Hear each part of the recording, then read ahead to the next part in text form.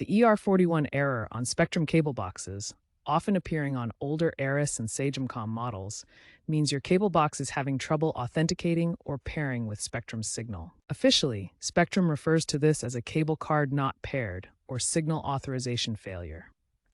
Several factors can cause it: a loose, corrupted, or unpaired cable card, CIM or M card, weak signal strength, SNR below 30 dB, outdated firmware, or even failing hardware components inside the box.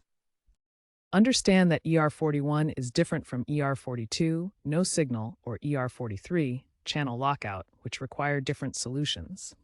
Knowing the root cause is the first step to fixing it. Consider this a communication breakdown between your box and Spectrum's system. The first step is to check the cable card. Ensure the cable card is properly inserted and not damaged. Remove and reinsert it firmly. Next, check the signal strength. Access your box's diagnostic menu, usually by pressing Menu, then Settings, Support, and Signal Strength. If the signal strength is low, ensure all cable connections are tight. For a hard reset, unplug the cable box from the power outlet for a full 60 seconds. This clears temporary glitches without data loss. You can also perform a remote reset using the Spectrum mobile app.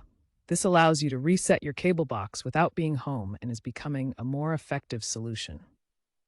If the previous steps don't resolve the issue, contact Spectrum support. They can run remote diagnostics, push firmware updates, or reset the box from their end. Remember, Spectrum is moving towards streaming services, reducing the need for physical cable boxes, and AI-driven diagnostics are coming to prevent errors like ER41.